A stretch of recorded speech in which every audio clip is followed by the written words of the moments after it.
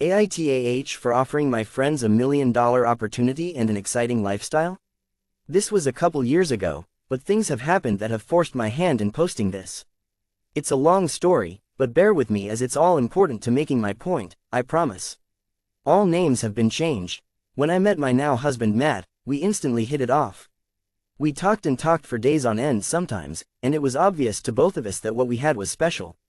One night, he asked to go on a walk and we hiked to the top of a mountain with a great view of the Phoenix area, where he surprised me and proposed, and of course I said yes. Within a month, he had not only proposed to me but he even bought me a new car. You see, Matt is an incredibly wealthy man, a self-made millionaire with many successful businesses under his belt.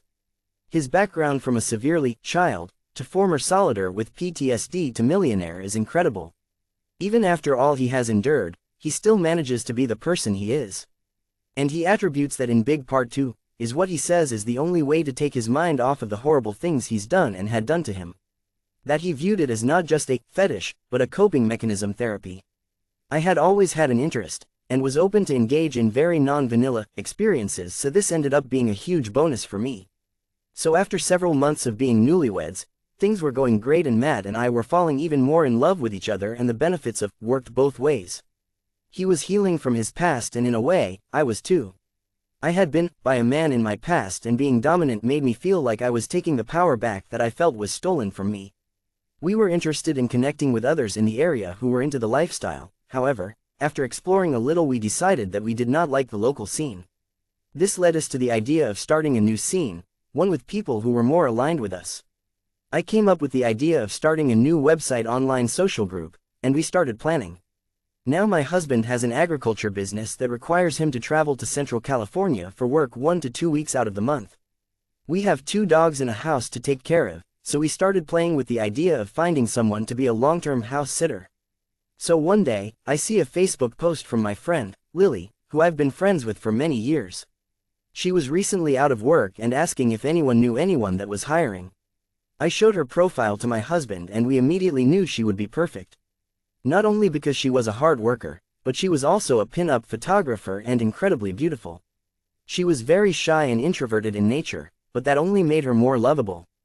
We decided to offer her a $48K year salary to take care of the household responsibilities and take photos for our local website idea. She accepted the offer, mentioning that she had a dynamic with her boyfriend, Jack, so the idea of taking those kinds of pictures was something she could get comfortable with. Now, Lily and her boyfriend Jack have been together 10 years at this point. They've always had a reputation in our social circles as being the innocent power couple. But what some people didn't know was that they recently chose to live separately for a year to work things out in their relationship. Jack had just moved back in several weeks earlier to help Lily take care of her bills when she lost her job. The two of them had always struggled financially, so the $48K a year was a blessing to them and Lily was excited for the opportunity. Now on top of this, I know, bear with me, I had also been bouncing the idea off of my husband of starting my own business. I'm very into alternative all-natural healing, and CBD was growing in popularity and I wanted to get in on the trend. Luckily for me, my husband happens to have great business connections and his own local lab where he and his employees could manufacture the CBD cream. Given his track record, it was basically guaranteed to be successful.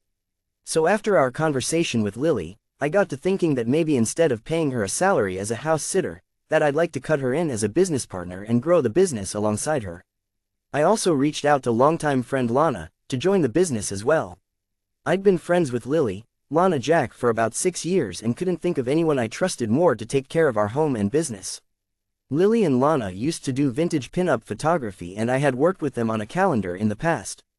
I really enjoyed working with the two of them and was excited to bring them on board with my new business venture. As 3 girls had our first meeting, my husband and I filled the girls in on his many connections, and how they were basically guaranteed to be multi-millionaires within the year. Also, since both Lily and Lana expressed an interest in our fetishes and also had troubled pasts, Matt and I decided to slowly invite and introduce them to the lifestyle as early on as that first business meeting. As the months went on, the 5 of us all became very close friends. Lily and Lana were over at our home nearly all day every day to work with me on the CBD business. The 2 of them and Jack would all take turns taking care of our home while we were traveling and everything was going very well. We were also slowly ramping things up with Lily and Lana in our lifestyle, and bonding together through that. But eventually, conflicts began happening. Like my husband said when we first met, money changes people. Since Lily and Lana were over at our home full-time, they weren't able to work other jobs, which I wouldn't want them to anyways, as it would distract from the business. I kept telling them to hang in there as the business was sure to take off soon. But one day, they decided to just straight up ask me for money. I said no, of course, and told them how rude that was to even ask. That the money would be out of our own pocket as our company hadn't made any yet. Lana had some money in savings and Lily had Jack to pay all of her bills in the meantime, so they weren't starving or anything. I reminded them that they would be wealthy soon and it would all pay off. But what did those two do? They decided to go behind my back and ask my husband directly for help. I couldn't believe it. I have always tried my hardest to protect Matt from people asking him for money and told the girls never to do it. They completely disrespected my wishes and I refused to let my husband give them any money. Then, not long after, we finally got Lily to start coming out of her shell, both as a person and in our family. But one day, just before one of our sessions, Lily frantically said that she needed to go home and talk to Jack and basically ran out the front door. Lana and I gave each other the, "oh, look," because Jack had never seemed totally open to the idea of what we were doing. We never directly spoke to him about anything, so we didn't know for sure at the time, but we always had a feeling that he wasn't okay with our lifestyle. We had all decided that it would be best for him not to know the extent of what was going on, as his life was going to completely change for the better very soon when the business takes off, and him knowing would only jeopardize things. Well, Lily decided she couldn't keep it quiet any longer and confessed everything that had been happening with Jack. Jack, I guess, was furious. Lily called my husband in hysterics that night, begging him to make Jack understand what we were doing and make him okay with things, because she was scared of losing her relationship. She then said that Jack was basically demanding that we all sit down and have a conversation. At first we said no, because it's private and doesn't concern him in the least, so we have no need to discuss anything with him, but we eventually agreed to meeting up the next day because we thought he was a good guy and we liked him enough at the time to do so. So it was a long conversation, but here's how it went down. Jack meekly opened the conversation by stating that lines were crossed that he wasn't okay with, and that he had felt disrespected that neither my husband or I or Lana had ever talked to him about anything that was going on in our lifestyle with Lily. My husband responded by telling him that nobody needed to tell him anything. That we don't even need to be having this conversation with him, as it was none of his business what we do behind closed doors, and that he has a lot of balls to come in here and have this conversation with us. But that we will listen to him, only because we loved him as our friend and not because it was something we owed him. He told Jack that whatever line he drew doesn't matter, as there are no boundaries and that anything goes when you're in the moment. He then let him know that the people in the community are the most respectful people you'll ever meet, and that they would never try to come between each other's partners. He then filled Jack in on his very troubled past with his father, him, and the PTSD he has from his time in the military. And that was the only way for him to take his mind off of the terrible things he's been through, and that there was nothing about what we were doing. Jack tried to argue that it was, but Matt shot him down, telling him that, if you don't get it, you don't get it. Lana chimed in on that point to tell Jack that Matt was just a vessel for all of our trauma healing. As us three girls had all been through abuse from men in our pasts and saw this as a way to take the power back. Jack again tried to argue against it, saying that it was still in nature. I also chimed in at one point that Lily is trying to have her cake and eat it too, and that she can't be with Jack and be a part of our family. Matt told Jack that he would never in a million years want to be in your shoes, but reminded Jack that he loved him, and that he'd give him the shirt off his back if he needed it. He filled Jack in on his background as a marriage counselor, and that by allowing Lily to explore this lifestyle with us, that the bond they shared would strengthen. He also reminded him that he was very wealthy and could help fund his future film projects. His dream was to be a director and help him with his car troubles. He had struggled with unreliable cars. Jack finally sheepishly agreed to allowing things to continue and headed home. So after that, Lana and I were talking with Matt about how well he had handled the situation, and everything seemed fine, or so we thought. Because not even 2 hours later, Jack picks up the fight again and starts texting my husband. He was basically saying things like it's a common courtesy to check with your friend before you get involved with their partner. And that people ask permission before dancing with a partner. You guys went way beyond that and still said nothing to me. My husband replied to him, again telling him that we disagreed with him, and that we don't need his permission to do anything because what we do is none of his business. It went on back and forth for a couple hours before Jack finally dropped it. But 2 days later, Jack comes back with a long-winded message about how he doesn't want to hold anyone back but also doesn't want to lose the innocence exclusivity in his relationship and claims he and Lily are soulmates. I couldn't even dignify that with a response. Soulmates? He was being overdramatic, typical Pisces. If they really were soulmates, why hadn't he proposed to her in 10 years? Matt knew right away I was his soulmate and proposed to me within our first month together. But after the message, my husband started to feel guilty. As if he didn't have enough to deal with already, now. Jack had shaken things up and blown things out of proportion and made my husband feel bad for something he had no business feeling guilty about. During this whole time, Lana, my husband, and I all expressed our concerns to Lily regarding Jack as a partner. We told her how we thought Jack was being selfish, insecure, and trying to hold her back from reaching her full potential because he's afraid of her being successful and making her own money.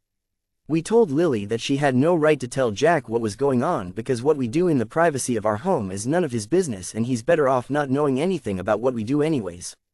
But Lily apparently refused to listen to us, because even after a week of us trying to show her the side of Jack we saw, she came forward and told us that she wanted to step away from our family to avoid any further damage to her relationship and focus solely on the business.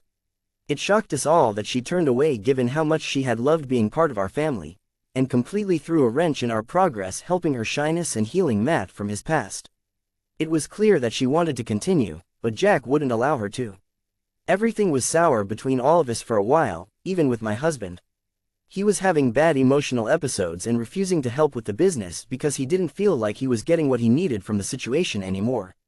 So despite our personal feelings on Jack and the situation, we spoke our piece to Lily but did our best to respect her decision and continued on with the business, and that was that. For a little while, because less than 2 months after this all went down, Jack ended up proposing to Lily. After 10 years together, he finally decides to propose now? Right as his girlfriend is on her way to being a millionaire? Plus he moved back in with her right around the time we offered her the opportunity. What timing, right? So of course my husband and I had to voice our concern and state the obvious to Lily. Jack was only marrying her for the money. Now, Jack states that he had the ring for some time before all this, and was waiting for fall, their favorite time of year, to propose, but I don't believe him. If he already had the ring, why didn't he propose sooner? Instead of waiting for the right time, why didn't he make the right time like my husband did for me? Plus, when Lana I started this business together, I straight up told Lily that I didn't want her getting engaged until after our company was successful, so that way she could focus all of her attention on growing the business and our family, and not get distracted by her marriage to Jack. I'm sure Jack knew that because apparently Lily tells him everything, and he still proposed anyway? So needless to say, we did not congratulate them on their engagement. We made a point to say absolutely nothing to Jack because we knew better. Everyone else was happy for them, but they didn't see Jack for what he really was like we did. So fast forward a bit, my husband and I spontaneously decided to move to Central California to be closer to his agriculture business. So our focus on the CBD business fizzled out to the point where we were no longer interested, especially with all the drama attached to the situation. So my husband and I walked away from the business and left it solely in the hands of Lana Lily. Lana Lily then decided to complain, saying they had no business experience and no manufacturer for the product since my husband and his employees had been making it, and tried to put the blame on us. On us? Really? We literally handed them the keys to a potential multi-million-dollar company and they get upset now that they have to do the work on their own? They're upset that they can't rely on us anymore for the business to work? Can you not do your own legwork and find a new supplier? Unbelievable. Lily wanted me to be a bridesmaid at their wedding. But because of everything that happened and since my husband and I were having our own big marital issues, there was no way I was going. So I blocked Jack, Lana of their numbers and social media accounts a few weeks before the wedding. I know it was petty, I knew they had already paid the venue, caterer, etc., but it felt so good to get back at them, cut them out of my life after all the drama. The reason I'm posting this now, a couple years later, is because I heard from someone back in Phoenix that the three of them have been badmouthing my husband and I. Apparently, they've been telling everyone that we promised them millions of dollars and that we used our money to take advantage of them and then skipped town, abandoned the business and blocked them on social media. That we disrespected Jack Lily's relationship and tried to drive a wedge between them. I feel incredibly pissed off and betrayed, because all my husband and I did was try to give them a better life. We were giving them an incredible, multi-million-dollar opportunity and introducing them to a fun new lifestyle. A lifestyle that was healing my husband's trauma, bringing Lily out of her shell and forging a strong bond between the four of us. We always loved Lily Jack despite the damage he caused and respected their relationship, and it's crazy to claim that we ever tried to come between them. They're twisting everything that happened, painting a very bad picture of us to everyone in our old social circles, and I don't think that's deserved at all. We tried to give them a better life and this is how they repay us. Plus, if anyone should have the finger pointed at them, it's them. I guess my husband was right, people around you, people you love, will change when you have money. I'm going to be confronting them directly about this soon and want some good arguments to prove my point. So Reddit, help me out here, Aitah? TLDRI offered my friends the chance to make millions of dollars and explore a lifestyle with us, only for them to raise flags and cause drama that ultimately, our business.